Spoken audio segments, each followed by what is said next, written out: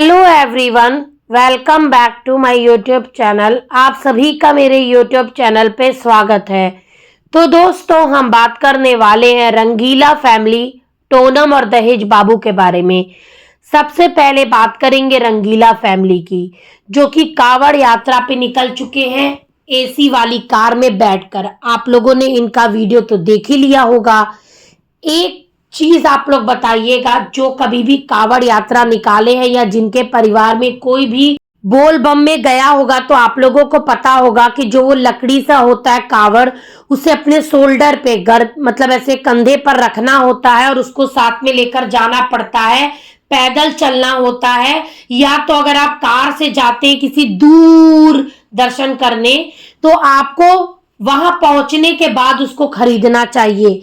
Car में ही लाद कर आप जा रहे हैं, उसी कार में आप नॉनवेज खाकर बैठे हैं, उसी कार में आप मतलब शरीर गंदा कर रहे हैं, खा रहे हैं, पी रहे हैं, चिपक चिपक कर बैठ रहे हैं, और उसमें आप गंगा जल रखेंगे, उसको लेंगे। और इनकी कार कितनी स्वच्छ है और कितनी साफ है वो तो आप लोगों को पता ही है। नॉनवेज खाकर यहाँ वहां हाथ लगाते ही रहते हैं कार में, अंदर से कितनी सफाई होती है वो आप लोगों को पता ही होगा। और कविता भाभी और संजीव भैया, आप लोग थोड़ा दूरी मेंटेन कर कर नहीं बैठ सकते थे? उसी में एक दूसरे के शरीर पर पसर रहे हैं, लेट रहे हैं, कावड़ को वहीं पे लटकाए हुए दरवाजे के पास, और वहीं पर चाय पी रहे हैं, वहीं जूठे शरीर से बैठ रहे हैं, और खाते पीते हुए सोते हुए ये लोग पहुंचते हैं कावड़ यात्रा करने।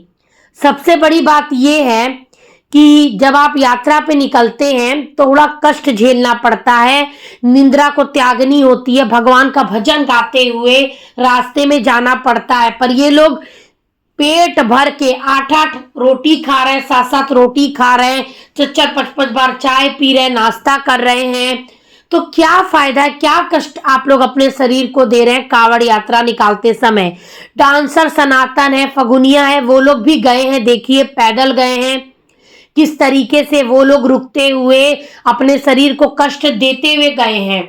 ये यात्रा ऐसे होती है, कार में बैठकर आप गए हैं और एकदम वहीं पर जाके बाबा धाम के बाहर रुककर फिर आप उसी गंदे शरीर से कावड़ को लाद लिए शरीर पर और लेकर जा रहे हैं। ये लोग साथ में कपड़े वपड़े भी लेकर नहीं गए हैं। जो लोग भी बोल बम में जाते हैं वो 2 जोड़ी 3 जोड़ी कपड़ा लेकर जाते हैं, तुरंत नहाते हैं, उसके बाद कंधे पर कावड़ को रखते हैं, गंगा जल भरते हैं, फिर निकलते हैं आगे की यात्रा पे। गंदे ही कपड़े में गंगा जी में घुस नहीं जाते हैं। ये बोलते क्या है कि दोस्तों अब हम पहुंच गए हैं और अब हम लोग फ्रेश व्रेश हो गए हैं। फ्रेश मतलब कि वॉशरूम जाके सुसु पॉटी कर कर ये लोग फ्रेश हुए थे, और उसी से ये लोग कंधे पर कावड़ को लाद लेते हैं और जाते हैं गंगा जी में डुबकी लगाने। इन लोगों से ये भी नहीं होता है कि एक कपड़ा ले लें, उस कपड़े को बदल के पहन लेंगे, नहीं, इतना सेंस कहाँ से है। और सफाई तो इन लोगों से आप पूजा पाठ के मामले में एकदम कर ही नहीं सकते हैं। जो लोग नॉनवेज खाकर मतलब कावड़ यात्रा निकाल रहे हैं, मछली अभी खाएं और निकाल लिए यात्रा, साथ में ये लोग नॉनवेज खाकर आकर तुलसी जी को छू देते हैं। ये सब किस प्रकार की पूजा पाठ को ये लोग प्रमोट कर रहे हैं? हाँ, इसको पूजा पाठ करना बोलेंगे? आप पूजा पाठ करके पुण्य कमाने गए, अपने पाप को कम करने गए कि और पाप बढ़ाने गए हैं? संजीव भैया पहले ये बताइएगा, आपको देखकर लोग क्या सीखें? यही सीखें, कावड़ यात्रा पे लोग जाते हैं तो कम खाते हैं, उतना ही खाते हैं जितना कि उनको शक्ति दे चलने के लिए। ये लोग तो भर पेट खा रहे हैं, डकार रहे हैं, कार में बैठ के ही रोमांस फरमा रहे हैं। भाई साहब, ऐसा लग रहा है कि जैसे कोई रोमांटिक ट्रिप पर ये लोग निकले हों, चाय की चुस्कियां लड़ाते हुए एक दूसरे को रोमांटिक तरीके से देख रहे। और कविता भाभी संजीव भैया के पूरे पैर पर लोट रही हैं, एकदम चिपक रही हैं। पूजा पाठ के समय तो कम से कम आप लोग एक दूसरे से दूरी बनाकर बैठिए। इतना तो कॉमन सेंस नाम की चीज हर किसी को रहती है। ऐसा लग रहा था कि जैसे कावड़ यात्रा पे नहीं, रोमांटिक यात्रा पे ये लोग गए हों, इतना रोमांटिक हुए जा रहे थे। अब बात कर लेते हैं सोनम की। सोनम की सासू माँ चली गई है ससुर जी के क्वार्टर पे। अब बेचारी अकेले सोनम को पूरे घर का कार्यक्रम करना पड़ रहा। साफ सफाई, खाना बनाना, पूरे घर की देखभाल करना। जेठानी जी क्यों नहीं काम में मदद करती है, क्यों घर को देखती नहीं है, क्यों यही सास ससुर के कमरे में सिर्फ झाड़ू पोछा करती हैं? जेठानी का क्या कोई फर्जे नहीं है? क्या जेठानी को ये लोग एकदम बेदखल कर रखे हैं घर जमीन जायदाद प्रॉपर्टी से? क्या कि उनका कुछ लेना देना ही नहीं है? सास के कमरे में भी सोनम झाड़ू मारती है, ये जनता सवाल पूछ रही, तो जवाब मैं देती हूं। क्योंकि जब ये कमरे में ताला मार के जाएंगी, जब कमरे में किचन में ताला मारा हुआ है, तो जेठानी सासू माँ के कमरे में झाड़ू पोछा करेगी कैसे? हाँ, किचन में सफाई करेगी कैसे? ये अपने ऊपर के दोनों कमरे में ताला मार के गई थी, जहां पे सोफा रखी है वहां पर भी बंद करके गई थी, तो कहां से जेठानी साफ सफाई करेगी? जहां तक खुला रहा होगा वहां तक जेठानी करी होगी। अगर जेठानी के हिस्से में रहा होगा तो अब इनके हिस्से में रहा होगा, ये सब कुछ बंद करके गई हैं, तो ऑब्वियस सी बात है इन्हीं को देखना और करना पड़ेगा।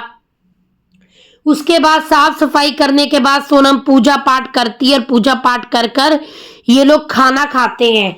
खाना में रहता है नेनुआ की सब्जी, पंचुदूर दाल और चावल। जब सोनम खा रही थी तो पता ही नहीं चल रहा था कि किससे खा रही है, ना सब्जी दिख रही थी ना दाल दिख रहा था, सिर्फ लग रहा था व्हाइट कलर का चावल मुंह में डाल के खा रही हो, ऐसा महसूस हो रहा था देखकर। खाने में इन लोगों के कुछ भी पौष्टिक आहार रहता ही नहीं है, पौष्टिक के नाम पर सिर्फ नॉनवेज ही रहता है, और कुछ इनके घर में आपको अच्छा हरा भरा कुछ वैरायटीदार खाना बनते दिखेगा नहीं। सोनम एक बात बताना, तुम बोली कि जब तक सास ससुर नहीं आएंगे तुम सास ससुर के कमरे में सोगी, तो जो ससुर जी का और सासू माँ का बेड है वो कितना गंदा था, उसके ऊपर कितनी मिट्टी थी। हाँ, पूरी मिट्टी मिट्टी साफ दिख रही थी जब ये चद्दर बदल रही थी। क्या इसको आंखों से कम दिखता है क्या कि इसको नजर ही नहीं आया कि कितनी मिट्टी जमी हुई है? डाइनिंग टेबल पोंछ रही थी तो मुझे लगा कि शायद एक हाथ बेड पे मारेगी, लेकिन नहीं, डाइनिंग टेबल दहेज का था इसलिए उस पे हाथ मार दी, साफ सफाई कर दी। लेकिन सासू माँ का बेड तो सासू माँ के टाइम का है ना, तो सासू माँ साफ करेंगी, ये क्यों करेंगी? नहीं करती है ये लड़की, उस पर पूरी मिट्टी जमा थी। सोचो कितने ये लोग गंदे हैं भाई साहब। सोफे का कवर कब से बिछा है, उसको बदलना नहीं, उसको धुलना नहीं, और तो और सही से सोफे का कवर भी बिछाने नहीं आता, उल्टा सोफे का कवर बिछा है तो बिछा है। यहाँ तक कि सोनम के कमरे में अभी तक समझिए 5-6 महीना शादी को हो चुके हैं, लेकिन अभी तक उसके विंडो में पर्दा तक भी नहीं लगा है, तो दहेज बाबू से इतना काम भी होता नहीं है।